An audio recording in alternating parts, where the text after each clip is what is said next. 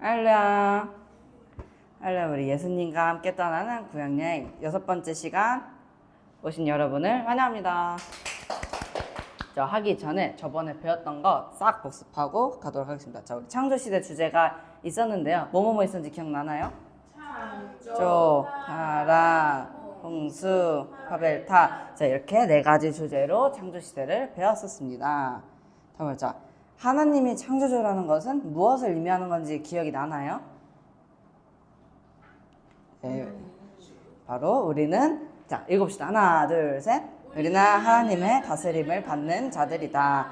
즉 우리 삶의 주인은 하나님이시다 라는 뜻이었습니다. 마치 제가 이걸 돈 주고 사고 막 만들고 했으면은 이게 제 거인 거잖아요. 그런 것처럼 하나님이 우리를 지으셨기 때문에 우리의 주인은 하나님이신 것입니다. 자, 다음. 자, 죄의 근원이 2가지를 우리가 배웠었는데 혹시 기억이 날까요? 아니요. 자, 1번. 하나님처럼 되려는 교만함. 이게 막 너네 이거 먹으면 하나님처럼 될 수 있어. 이렇게 꼬셨을 때 내가? 약간 이러는 그 교만함. 그러니까 하나님처럼 되려는 교만함이었습니다. 2번째로는 하나님의 말씀을 어긴 불순종이었습니다. 하나님이 명령하셨잖아요. 너희는 다 먹어. 근데 이건 하지 마. 했는데 이거 다 해도 된다는 그런 거 안 보고 이거 하지 마 하는 그거 하나를 어겼죠. 그를 통하여서 교만 때문에 교만이 먼저 뿌리를 잡으니까 이게 하나님의 말씀인데도 불구하고 어기게 된 것이죠. 그래서 죄의 근원을 배웠었습니다. 자, 죄의 결과로 인해 파괴된 거 3가지 배웠었는데요. 기억날까요? 사람과 하나님과의 관계, 인간과 자연의 관계 이렇게 3가지가 와장창 부셔졌습니다. 그렇지만 하나님은 길을 다 예비하시죠. 그래서 창세기 3장 15절에 약속이 담겼었어요. 말씀을 먼저 다 같이 읽어봅시다. 하나, 둘, 셋. 너를 여자와 원수가 되게 하고 여손도 여자의 후손과 원수가 되게 하리니 여자의 후손은 내 머리를 상하게 할 것이요 너는 그의 발꿈치를 상하게 할 것이니라 하시고. 자, 여기에도 약속이 담겼었는데요. 혹시 기억이 날까요? 무슨 메시아 막 이렇게 나왔었어요. 인간으로 오실 메시아. 자, 인간으로 오실 메시아 또 고난받으실 메시아, 그러나 실 메시아 이런 약속을 담고 있었습니다. 자, 이번엔 데이 6 족장시대 넘어가 볼 건데요. 먼저 30페이지 위쪽에 하나님은 왜 홍수 심판 때 모두를 멸하지 않으시고 노아의 그의 가정을 살리셨을까요? 여기 밑에 네모 박스 한번 적어봅시다. 다 적었나요? 네. 자, 왜 그랬던 것 같아요? 하나님의 언약을 지키기 위해서입니다. 맞습니다. 하나님께서 하나님의 약속을 성취하시기 위해 또한 노아는 그런 하나님의 약속을 기다리던 자였기 때문에 다 멸하지 않으셨어요. 이게 여자의 후손으로서 막 어떻게 해주겠다 막 이렇게 했는데 갑자기 싹 쓸어서 사람이 한 명도 안 남으면은 멍미죠. 그래서 하나님이 언약하신 것들을 다 지키시기 위하여서 또한 그 약속을 믿고 있던 자가 있기 때문에 다 멸하지 않으시고 살리셨던 것입니다. 자, 홍수 위에 노아의 아들들은 이렇게 뿔뿔이 흩어져서 인종이 퍼지게 되는데요. 그래서 족장시대 주제 한번 적으면서 같이 살펴봅시다. 자, 많이 들어본 이름들이에요. 첫 번째 아브라함, 2번째 이삭, 3번째 야곱, 4번째 요셉까지 우리는 오늘 이 4명의 족장, 4명의 주제를 가지고 한번 족장시대를 살펴보도록 하겠습니다. 자, 여기 밑에 족장시대 주제 밑에 글에 보면은 큰 민족을 이루어 복의 근원이 되게 하시겠다는 하나님의 약속을 믿고 믿음의 조상들이 삶의 어려움들을 이겨나가며 살아가요 라는 이야기를 이제 볼 건데요. 여기서 보면은 하나님의 약속을 믿고 삶의 어려움들을 이겨나간다 라고 하잖아요. 우리가 이제 살펴볼 이 족장들은 삶에 좀 어려움들이 있던 족장들이었어요. 그러나 하나님께서 이루신다는, 하나님께서 언약하신 건 다 성취하신다는 그런 약속을 믿었기 때문에 이 사람들이 삶의 어려움을 이겨나갈 수 있었는데요. 자, 먼저 아브라함부터 살펴보도록 하겠습니다. 자, 동그라미 적고 아브라함 한번 읽어봅시다. 하나, 둘, 셋. 하나님께 언약을 받은 믿음의 조사. 아브라함은 되게 주일 학교에서도 많이 듣던 이름이죠. 믿음의 조상이라고 하는데요. 아브라함은 이제 바벨탑 현장이자 우상숭배의 근원지인 갈대아 우르에서 부름을 받습니다. 우리 성경의 지리 공부할 때도 여기가 아브라함의 고향입니다 하면서 배웠었죠.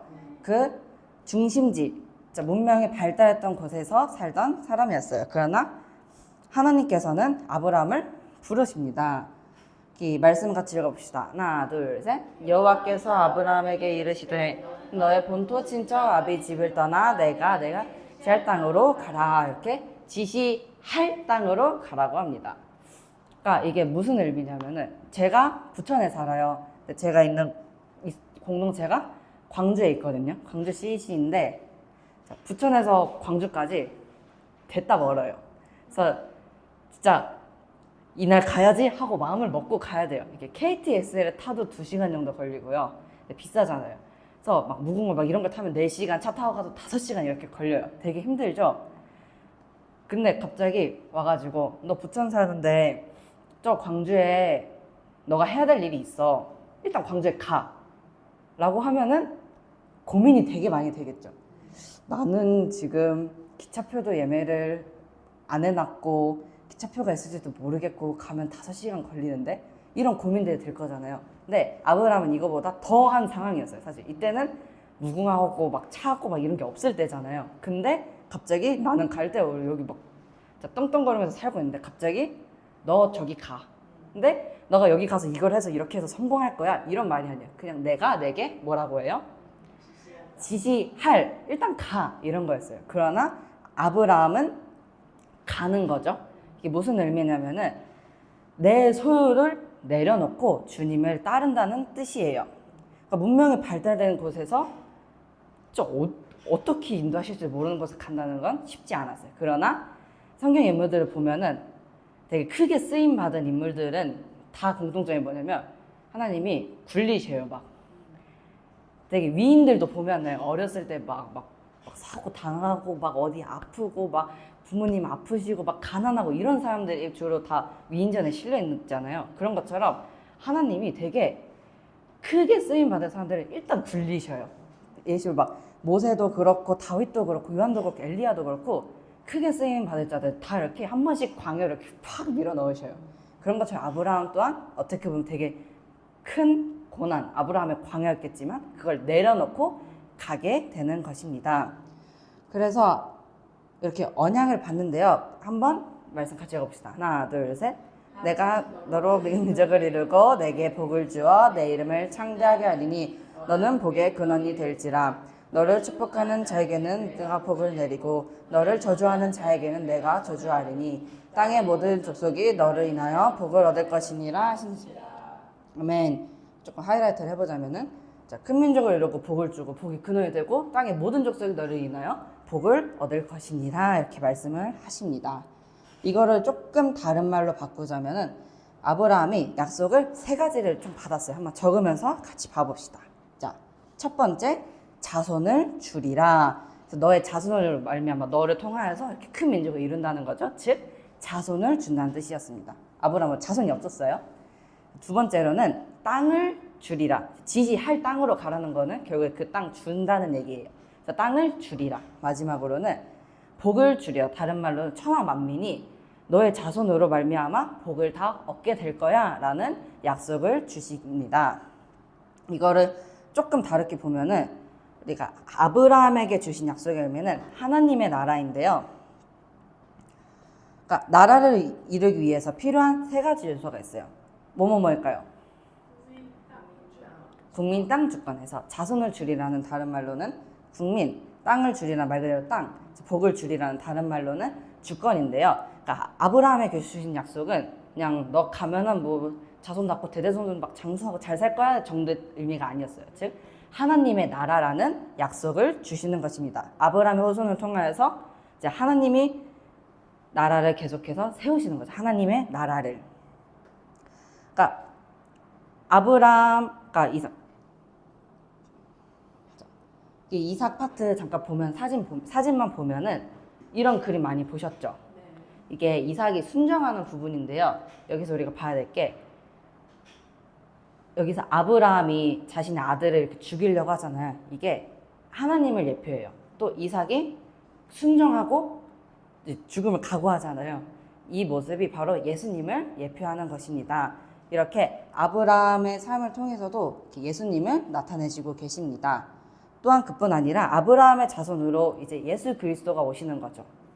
그를 통하여서 이제 구원받은 백성들인 우리를 통하여서 나라를 이뤄 가시는 것입니다. 하나님께서 약속을 주시고 이뤄 나가시는 거죠.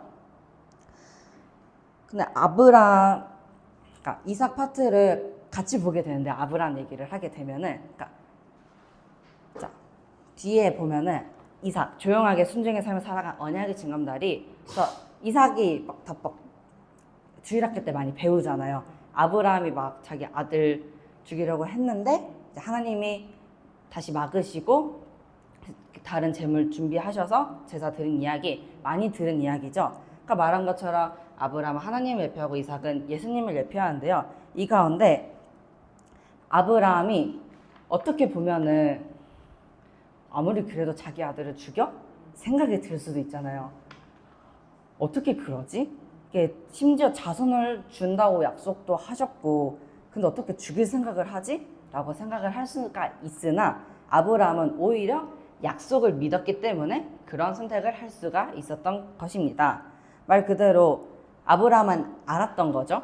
자신의 주신 그 언약을 하나님께서 지켜가시겠다. 나의 자손을 통하여서 땅도 주시고 자손도 주시고 또 복을 계속해서 흘려보내시겠다는 그 언약을 믿었기 때문에 믿음으로 이런 선택을 할 수 있었던 것이죠. 그리고 그 언약을 따라서 하나님은 결국 이삭의 생명을 해하지 않으시고 다른 제물을 예비하십니다. 그러면서 우리 이삭 파트 같이 볼 건데요. 자, 조용하게 순종의 삶을 살아간 언약의 징검다리. 이삭의 삶은 한마디로 징검다리였습니다. 이렇게 이어주는 거죠. 아버지 아브라함에게 준 그 언약과 그의 믿음의 이제 결과로 태어난 이삭은 이 축복들을 이렇게 밑으로 자신의 자손에게 또 전해주는 그런 역할. 그러니까 이게 어렸을 때 이렇게 순종을 하잖아요. 어떻게 보면 되게 큰 순종이죠. 이제 옛날에 들었던 말이 어렸을 때 순종을 많이 해놔야 된다. 이삭을 보면은 어렸을 때 이렇게 나의 생명도 포기하는 그런 순종을 했기 때문에 편안하게 살 수 있었다. 약간 이런 얘기를 많이 들었는데요. 그런 것처럼 이삭은 이렇게 순종을 하고 징검다리의 삶을 살다가 이제 가는 그런 믿음을 전수해주는 그런 역할을 하며 살았었습니다. 다음으로는 우리 야곱 파트 볼 텐데요. 자, 생존과 번영을 위해 치열하고 고달픈 삶을 산 끈질긴 신앙인. 이게 앞에는 막 순종의 삶을 살았다, 막 믿음의 조상이다 이렇게 나오는데 야곱은 뭔가 좀 그렇죠. 그러니까 끈질긴 신앙인. 말 그대로 야곱은 그러니까 이런, 자 여기 보면은 누굴까요? 에서. 여기는 야곱이. 여기 잘 보면은 잡고 있죠. 이런 것처럼 발 뒤꿈치를 잡은 자, 뭐 속이는 자 이런 뜻의 이름을 갖고 있어요. 그러니까 형의 막 장자권도 뺏으려고 하고 막 아버지도 막 속이고 그런 사람입니다. 자, 이 보면은 누굴까요? 네, 이삭이에요. 여기 야곱이, 그러니까 형 에서는 앞에도 그림 보면은 여기 보면 되게 어렸을 때부터 막 몸도 막 붉고 막 털도 많고 그랬었어요. 근데 뽀얗죠, 굉장히.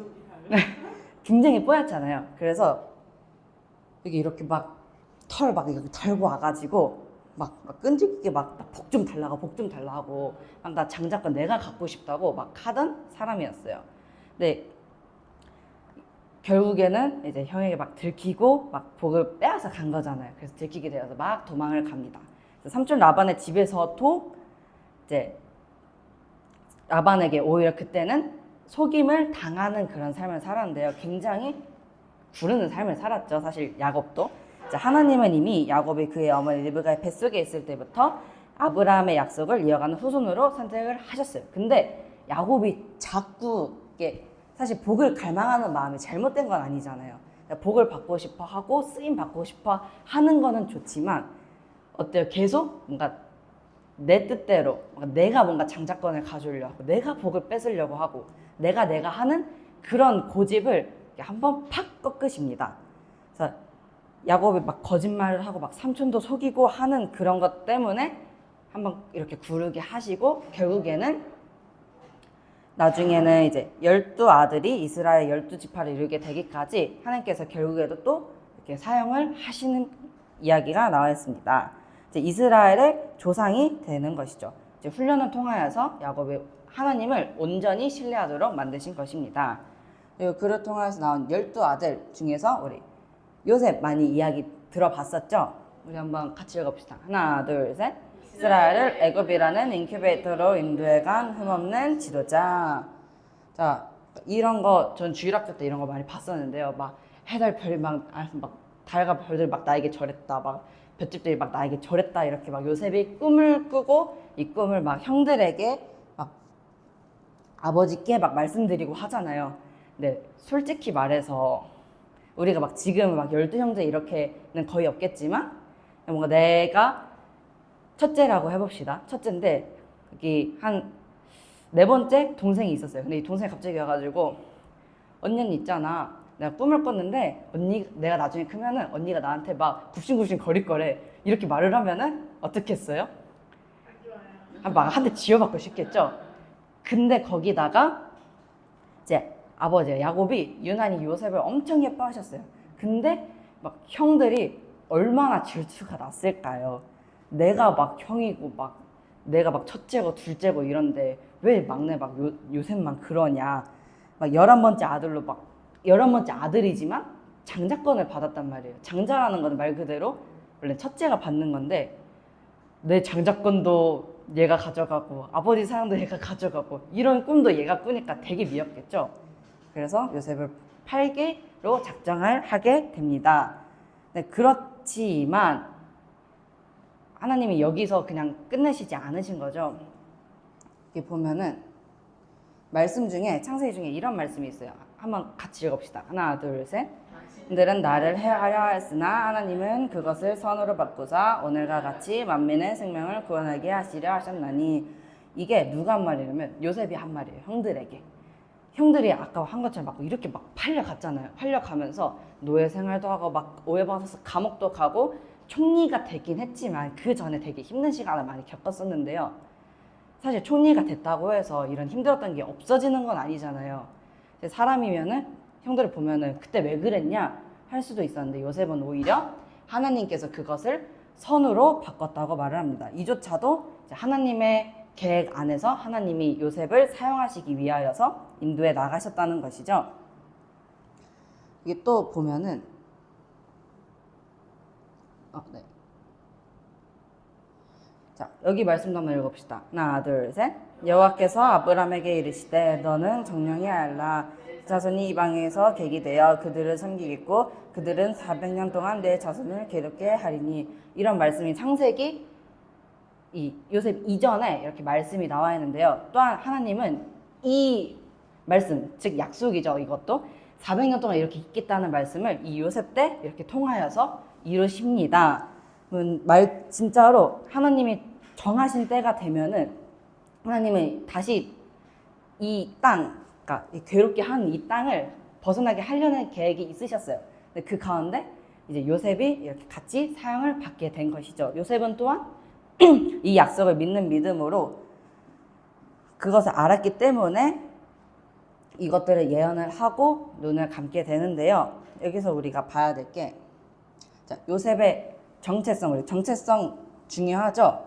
자, 한번 봅시다. 요셉의 정체성은 이 4가지 중에 어디에 속해 있었을까요? 네. 없어요. 맞아요. 사실 여기 중에 없어요. 요셉의 정체성은 바로 하나님 나라의 백성이라는 정체성이었습니다. 여기 보면은 막 아들 노예 제수 총리는 요셉의 정체성이 아니었어요.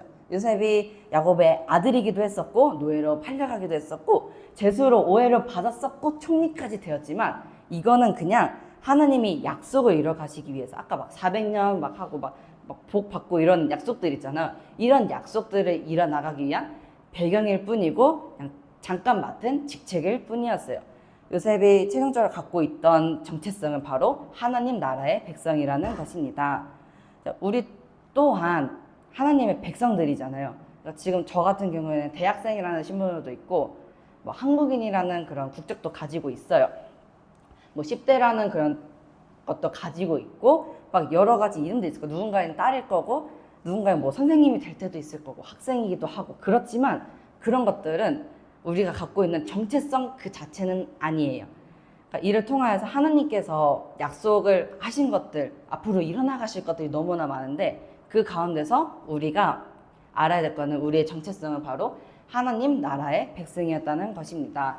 요셉뿐만 아니라 앞에 있던 모든 족장들 또한 이런 정체성을 가지고 있었고 그것을 알고 있었기 때문에 하나님께서 뭔가 지금은 아닌 것 같고 지금은 내가 이렇게 가는 게 맞나 싶기도 하고 뭔가 막 아버지가 날 죽이려 하는데 생각이 들기도 하겠지만 약속을 이뤄나가실 거다라는 믿음을 가지고 있었기 때문에 모든 어려움을 이길 수가 있었던 것입니다. 자, 우리 마지막으로 요셉과 예수님의 닮은 점 한번 책 같이 짚어보고 끝내도록 하겠습니다. 자, 요셉이 형제들에게 고난을 받았다면 예수님은 동족에게 고난을 받으셨어요. 이렇게 자기 집 찾아오셨는데 가라고 막 이렇게 배척을 받으셨습니다. 요셉은 구덩이에 던져졌다면 예수님은 무덤에 묻히셨어요. 요셉이 은 20에 팔렸다면 예수님은 은 30, 조금 더 몸값이 비싸셨나 봐요. 30에 팔리셨고 요셉이 보디발의 아내의 유혹을 이겼다면 예수님은 사탄의 유혹을 이기셨습니다.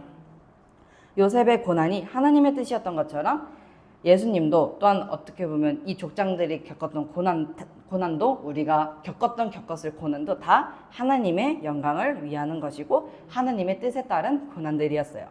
요셉이 하나님의 의해 높임을 받았듯이 예수님도 하나님의 의해 높임을 받았습니다.